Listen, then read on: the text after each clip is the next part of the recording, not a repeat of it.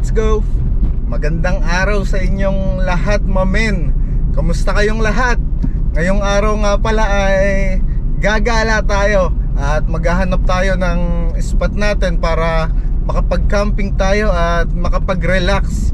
Saka isa rin sa dahilan kung bakit tayo biglaang umalis ngayon ay meron akong pagkakamali na nagawa noong nakaraang gabi. Bali yung mga vlog natin at clips na ginawa sa Alfonso Castañeda ay aksidente kong na-delete. Kaya ayun, biglaan tayong umalis ngayon para kahit papano sa mga susunod na araw ay meron kayong mapanood. Huwag kayong mag-alala at hahanap naman tayo ng magandang spot natin na mare-relax kayo. Kaya samahan nyo si Yo Mamen sa biyahe natin ngayon.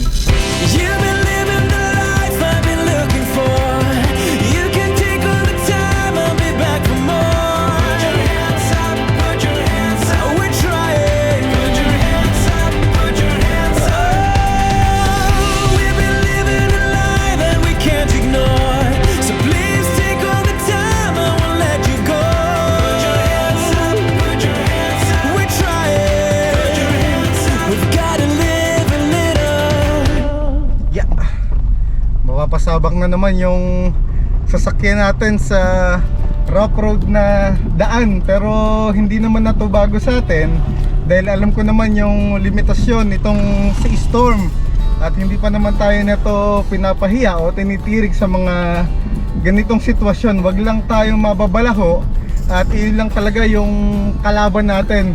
Ayan, medyo paakyat itong dadaanan natin kaya kailangan nating bumuelo. Go Storm! Ayan, ginagawa kasi nating pang 4x4 yung sasakyan natin no? Buti na lang ay sementado na sa park na to. Kinaya naman ng sasakyan natin Feeling 4x4 talaga si Storm natin. Buti na lang talaga ay 4x4 mag-isip yung may-ari, kaya sa tuwing napapadaan tayo sa mga ganitong pagsubok ay kinakaya naman at hindi naman tayo napapahiya kahit pa paano. Woo! Let's go Storm! Kaya yan. Ayan na. Tingnan yung may dinadaanan natin. Grabe yung lalim ng mga lubak dito ngayon kumpara nung nakaraan. Storm lang sa kalam. Yeah. Oh, shit. Ang laki nung lubak. Ay, dinadaanan natin ngayon. Woo. Kaya nagdadahan-dahan lang rin ako para kahit pa paano naman hindi magasgas yung bumper natin.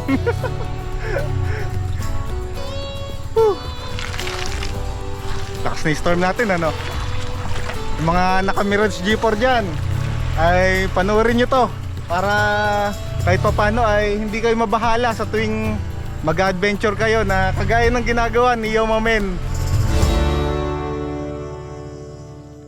Sobrang aliwalas ng kalangitan dito sa likod natin. Ayun, kung mapapansin nyo naman ay asul na asul. Tapos yung sa may parting baba ay mamink-mink. Ayan, dito nga pala tayo mag-overnight ngayon. Ito yung magiging tahanan natin ngayong gabi.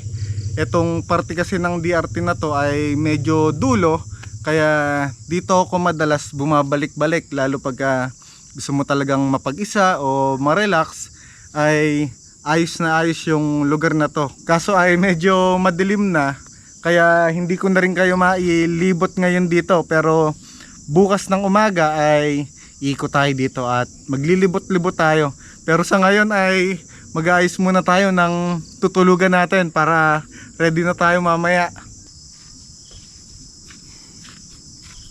Ngayon lang natin masusubukan ng mag-setup ng ganitong oras, yung talagang madilim na. Let's go.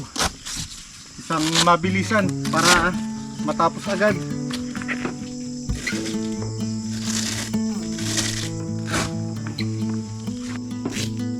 Pag talaga magse-setup ka ng ganito ay dapat ine-enjoy mo lang para hindi ka mainip, dahil medyo matagal-tagal din talaga siyang itayo pagka ganito.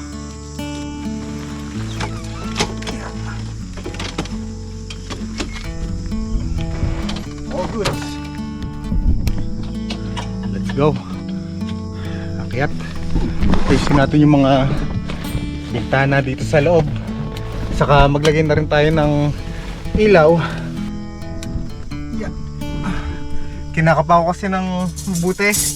Dapat kasi ay maipasok natin siya ng gusto dun sa mga butas para kahit humangin ng malakas ay hindi siya matanggal. Samahan nyo si Yoma Men. Enjoy lang natin. Para lang rin kahit paano ay pakiramdam ko na may kasama ako pag nandyan kayo. Kaya huwag kayong aalis dyan. Ay nilaksan ko ilaw natin para kitang kita nyo ang aking kapugian. Last ball. Unti-unti ay gumagana yung pakiramdam ko. Tahimik. Tapos puro kuliglig lang yung mga narinig ko dito. Pero hindi ako tatatakot. At sanay naman na si Yoma Men na matulog sa mga ganitong lugar. Pero nung una ay medyo nakakatakot talaga. Pero pag nakasanayan mo na ay hindi ka naman matatakot. Tara, itong isa na lang. Panigurado bukas ng umaga sobrang sarap na naman ang magiging gising natin. Dahil yung nasa harap natin ngayon ay puro kabundukan. Yun yung pinakamasarap pagka nagka-camping ka eh. Yung kung hindi ilog ang makikita mo, puro matataas na kabundukan at mga mapupuno. Nakaka-relax talaga. Yeah. Yun lang ang medyo mahirap dito pagka nagbubukla tayo, yung mga bintana. Upuan na lang saka mesa.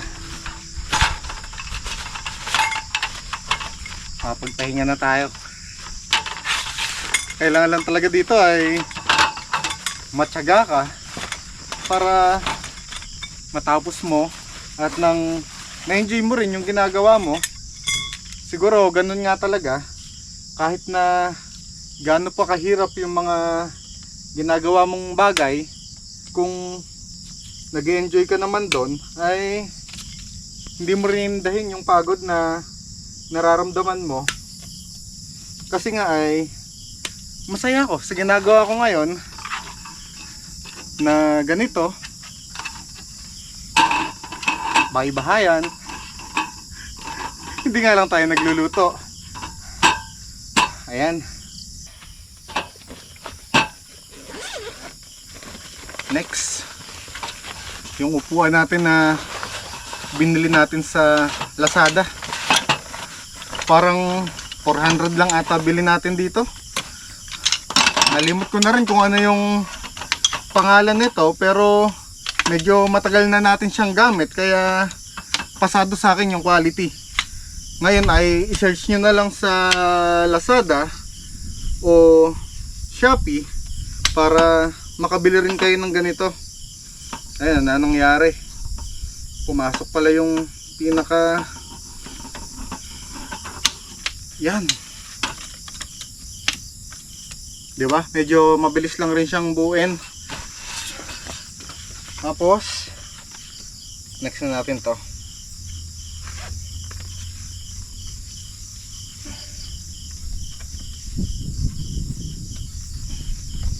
Basta magaling ka magpasok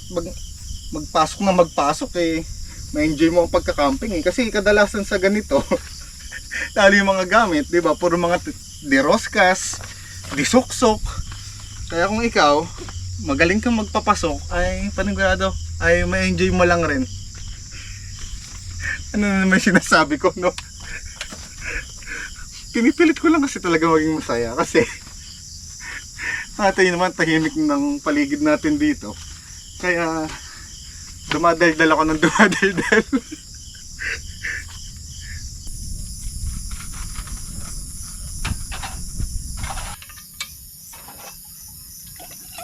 Painit na tayo ng tubig.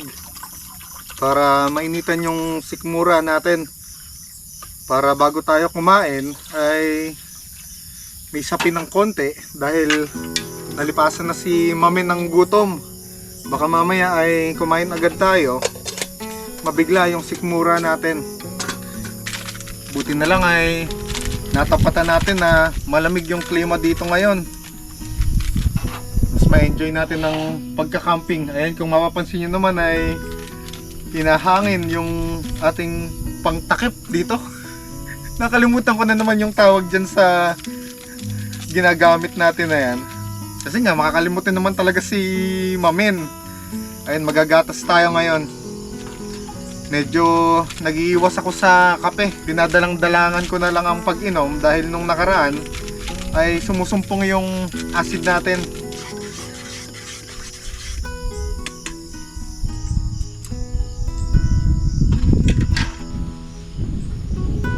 Yeah.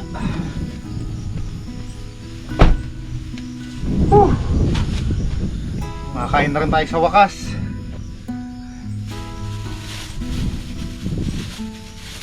Pinabukod ko na nga pala yung lagayan nitong manok natin. Pinachop ko siya, tapos pinahati ko sa gitna para nakaready na yung isa bukas ng umaga. Ngayon ay hindi naman kasi tayo magra-rice, kaya ubusin natin tong kalahati ng manok. Ayan. Bango! Pasilip ko sa inyo. Ito yung kakainin natin ngayon.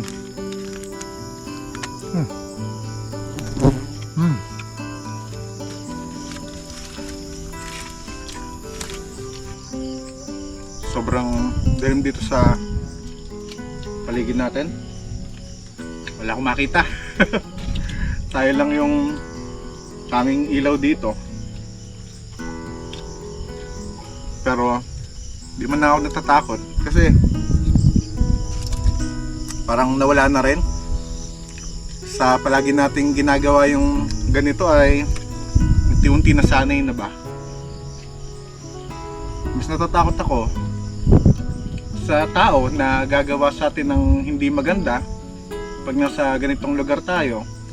Pero ayun na nga lang ang pinagpapasalamat natin at hindi tayo nakakatagpo ng mga ganong tao na masasama, kaya mapalad tayo. Tuloy-tuloy nating na-enjoy yung pagtambay sa nature o kahit saan man tayo mapunta, kahit papano ay walang taong humahadlang sa atin.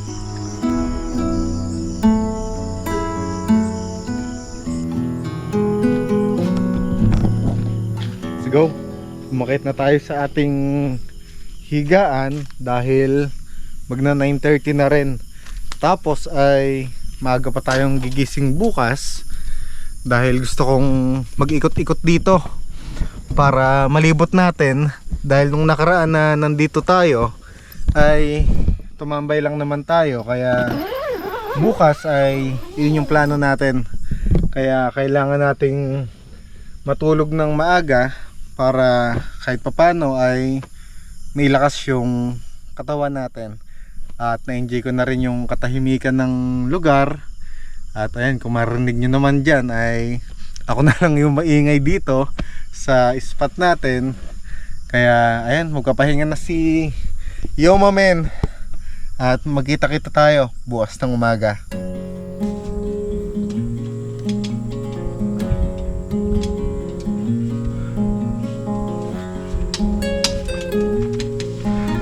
Ang aliwalas. Ito nga pala yung naging spot natin, dahil kagabi nga ay hindi ko na maipakita sa inyo at madilim na. Ay ngayon ko na lang kayo ililibot dito para kahit paano ay may pasyal ko kayo dito sa tinulugan natin bago tayo umalis mamaya. Ayan, dito tayo nakapwesto kagabi. Tapos ito yung nasa harap natin, kaso nga ay sobrang dilim, hindi nyo rin makikita. Ayan, gumawa na lang muna siguro tayo ng kakainin natin para mamaya sa paglalakad natin ay meron tayong lakas. Lakas ng hangin. Ito nga pala ngayon ang kakainin natin. Maglalaga lang tayo ng itlog para kahit papano mamaya ay hindi ganon kabigat yung katawan natin. Pagka kasi ganyang umaakit ako sa bundok o naglalakad kung saan saan, mas gusto ko na medyo magaan yung katawan ko. Ilagay na natin ang ating dalawang itlog. Tapos ay dapat ay orasan natin para sakto lang yung luto niya. Tingnan natin sa ating cellphone. Ayan, 8:49. Dapat mga 8:55 ay hanguin na natin to.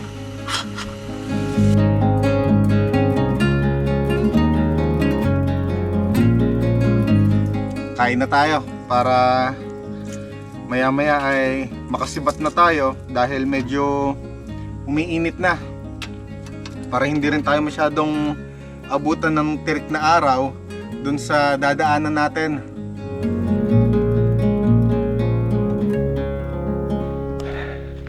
Let's go! Simulan na natin yung ating gagawin na pag-akyat dito sa bundok.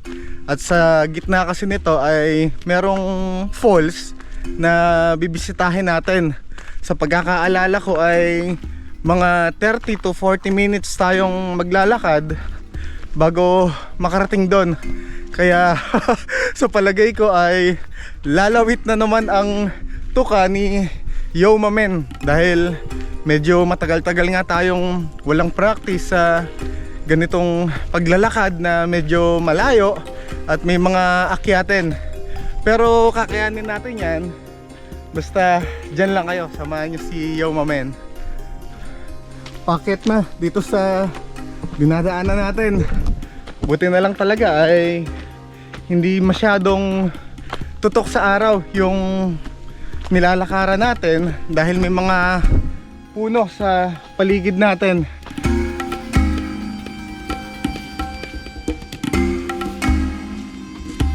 Namiss ko yung ganitong ginagawa natin, yung adventure, dahil nga si Mamen talaga ay ito talaga yung gusto. Ito rin yung dating ginagawa natin nung nasa Nueva Vizcaya tayo. Umakyat ng bundok, maghanap ng falls o ilog na mapapasyalan natin. Kaya sa susunod ay may mga ganito pa rin tayong gagawin. Pero syempre magka-camping pa rin tayo. Doon tayo matutulog sa spot na mapupuntahan natin. Tapos kung may mga ganitong lugar na pwede nating akyatin, ay papasyalan natin para kahit papano nakapag-camping na tayo at nakapag-adventure pa tayo, 'di ba?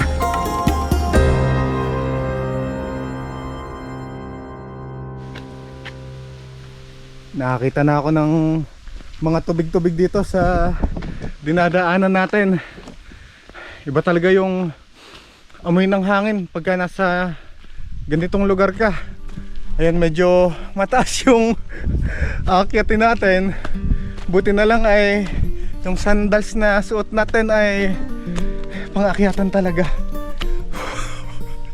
Ayan, mukha lang hindi mataas dyan sa video dahil nga naka-wide tayo, pero matarik tong inaakyat natin. Kakayanin natin yan. Sa dami ba naman nating mga napuntahan na lugar ay hindi pa natin kakayanin to.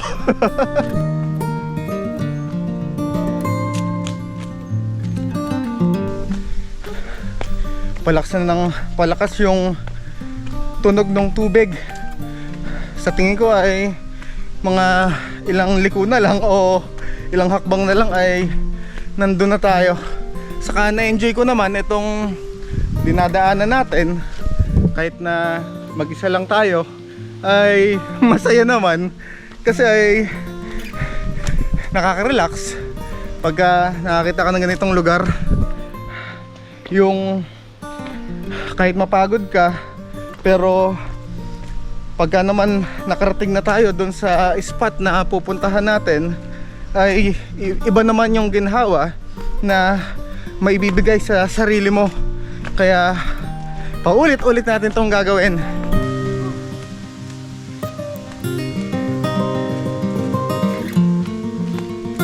bangin na dito sa part na to. Kaya siguro yung mga lokal na nakatira dito ay naglagay sila ng mga kawayan na ganito para kahit paano ay bukid po. Ayun na sinasabi ko, sa tuwing nag-adventure tayo ay hindi talaga maiwasan na tayo ay madudulas o kaya matitisod.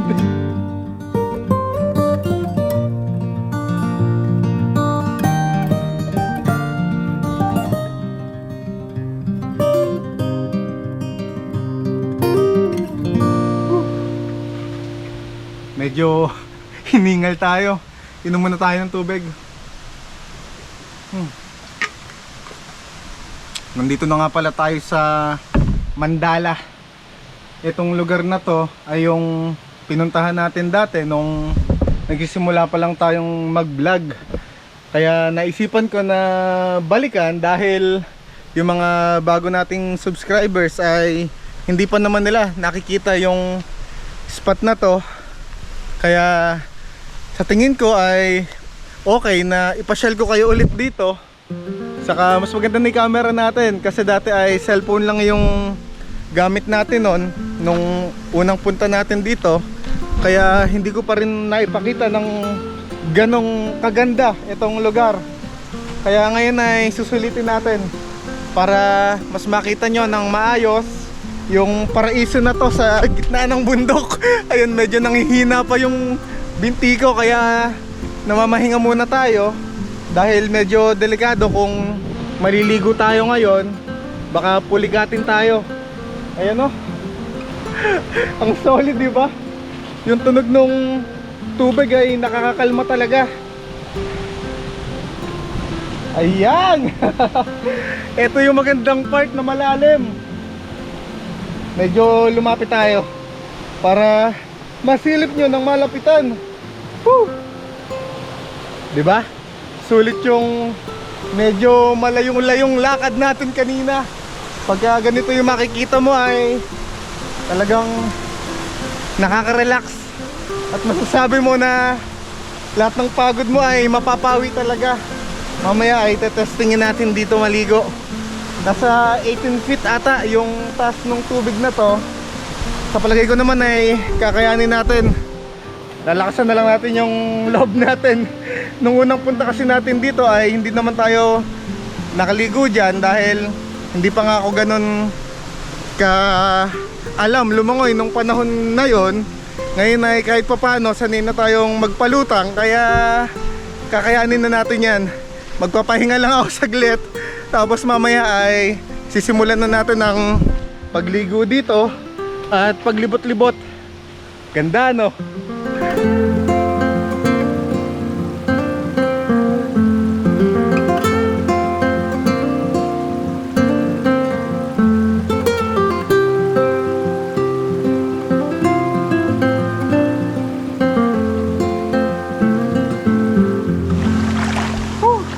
Lamig ng tubig. Nakaka-presko. Tara at maligo na tayo para mas lalong gumaan yung pakiramdam natin.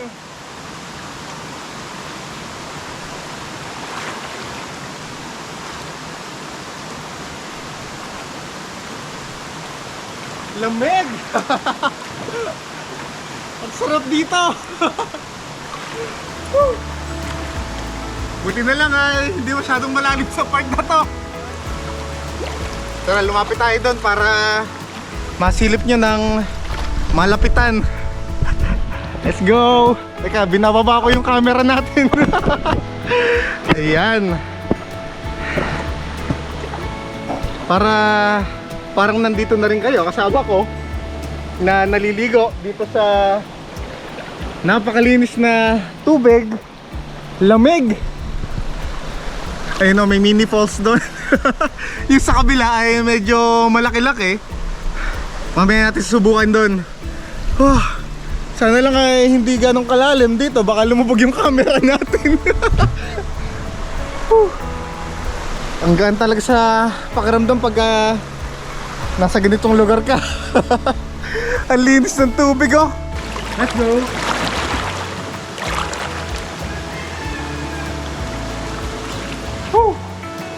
Sarap! Ang daming mga dahon-dahon dito sa paligid natin.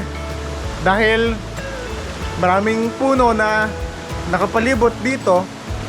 Kaya din may enjoy nyo dahil malilim. Hindi kayo mainitan kapag naliligo kayo. Ang lamig ng tubig. Napawi na yung hingal natin kanina. Guminhawa na. We were crazy kids with a lot of feelings. Too proud to beg and too dumb for stealing. But when I rode with you, it was all downhill. And losing control was a part of that thrill. A part of me still wants you.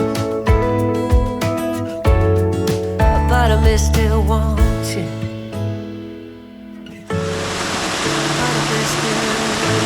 Sobrang ganda. Ito yung hindi nakakasawa tignan. Kahit na umupo ka lang dito ay gagaan yung pakiramdam mo. Ang dami na rin pinagbago dito sa lugar. Mas lalo siyang gumanda. Halos 1 taon na rin mahigit nung huli tayong bumisita dito. At isa pa sa magandang nangyari sa pagbalik natin dito ay nagbago na rin ako. Dati kasi ay nung pumunta tayo dito, merong mabigat sa dibdib ko at meron akong sakit na nararamdaman. Kaya sobrang saya ko na sa pagbalik natin dito ay magaan na lahat. Kaya ko nang tumawa, kaya ko nang maging masaya. Yun rin siguro ang malaking naitulong nung pag na-travel natin, pagpunta sa nature. Unti-unti ay nagamot ako. Kung ano man yung nararamdaman ko, lahat ay nawala. Saka ang ginawa ko, kung ano man yung galit sa dibdib ko noon, pinakawalan ko lahat. Kasi wala namang mangyayari kung mananatili yung galit na yun dito. Ako lang rin yung maapektuhan. Sobrang sarap mabuhay na magaan yung pakiramdam mo. Yung wala kang galit sa puso mo. Yung wala kang intindihin, kundi ang maging masaya. We'll make you believe again. One step closer to forever. You will learn how to love again. I promise and I know that I will make you believe again. Lalim! Never look back, never let go. You gotta live your life, let it go. Napakaganda ng falls dito sa likod natin. Kaso ang lalim ng tubig. Promise and I know that we'll learn to love again, closer to forever. Grabe yung hingal ko. Uwi na tayo. Uwi na tayo. Maraming salamat sa pagsama nyo kay Yomamen sa biyahe natin ngayon. At huwag kayong mag-alala at marami pa tayong pupuntahan. Hanggang sa muli, kita-kits tayo.